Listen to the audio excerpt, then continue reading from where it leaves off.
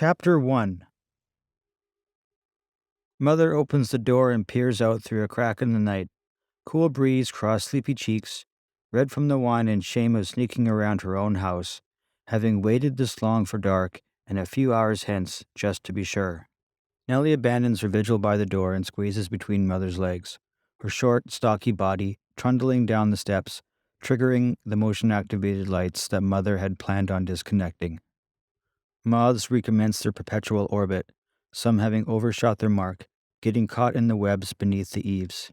Nellie lets with a shrill, dry bark of watchdog alarm. "Who's there?" and continues in a chatty conversational, "Hello, friends," cracking the open-work silence that had accumulated during the first few hours of night. Mother slaps her thigh annoyed and hisses a reprimand, her attempt at being inconspicuous already foiled by the light.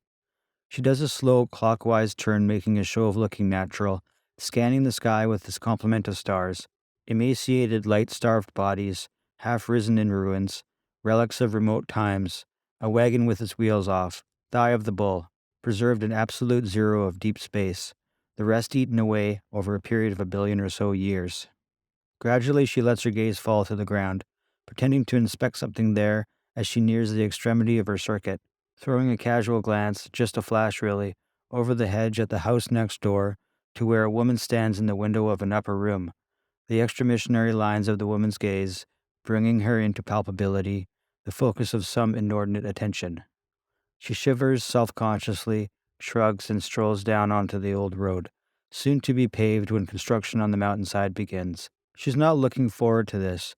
Not only will it make the already unstable slopes more prone to erosion and landslides, it also means she will have to travel farther up the lake or over the mountain to gather specimens and be in the company of her allies. The road lapses at the edge of an unpaved lot, overflow parking for the defunct school and community hall.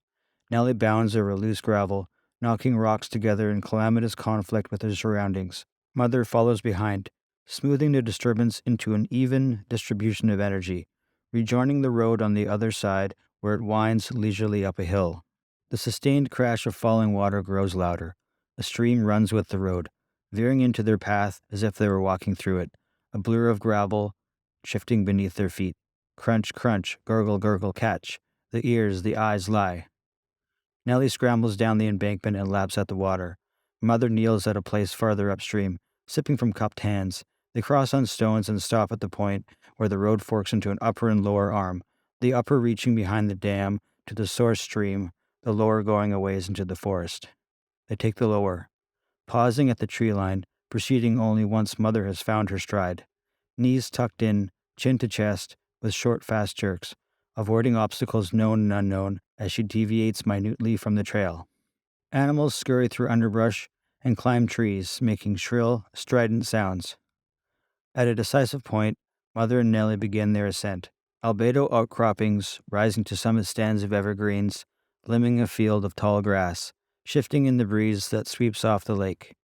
The frontier between field and forest widened by a phalanx of heavy machinery, feller bunchers and loaders crouched in attitudes of indolence and inertia amid the splintered bodies of trees and exposed earth, as if they were building a mountain or a pyramid and not tearing one down.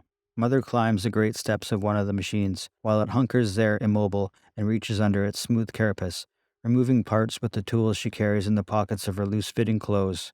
One by one she places them in a bag she wears across her chest and climbs down. Nellie weaves between the machines, sniffing and rooting around, probably after some poor animal. "Nellie, come!" brandishing the rubber ball that she takes with them wherever they go.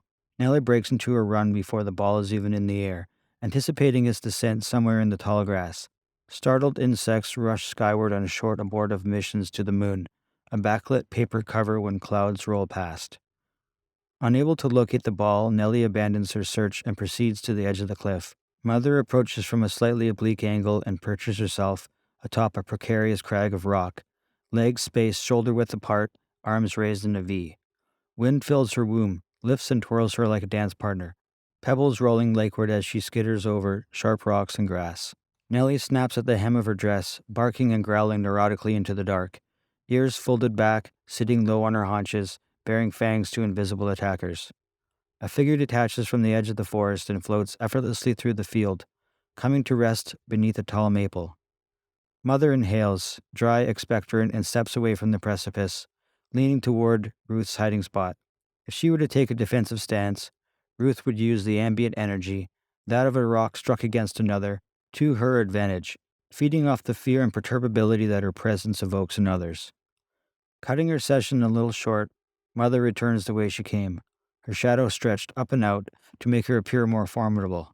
She's halfway through the field when she realizes her mistake. Her display is an exaggerated, if not inefficient, use of energy. This brief but critical lapse provides Ruth with the opportunity she'd be waiting for. Nellie hears her coming, intercepting the kick just as it's leaving the ground. Dog and kick meet in midair, Nellie's muscular body deflecting the brunt of the blow, translated to wasted energy for Ruth, jerking to right herself before hitting the ground. Mother, quick to respond, fires a few kicks in Ruth's direction, only one of which connects. Nellie sapping the energy from every missed and blocked punch or kick, flying beside them in their volleying leaps back to the dam road. The roar of falling water suppressing night sounds as they alight on either side of the stream. Mother panting, not out of exhaustion, but in preparation of her next move. Mother's own breath coming quick and shallow, the sound of water amplified to a high-pitched whine, rushing in cohesion with bodily fluids. Mother spins round, trying to locate and pin the noise as if it were something she could stomp on and kill.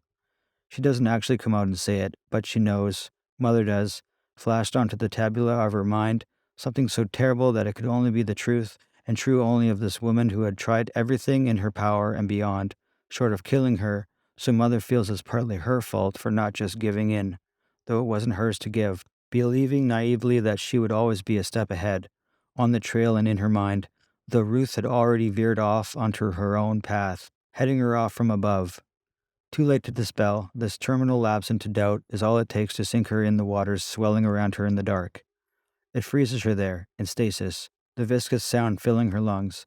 She falls to her knees, swoons, and passes out.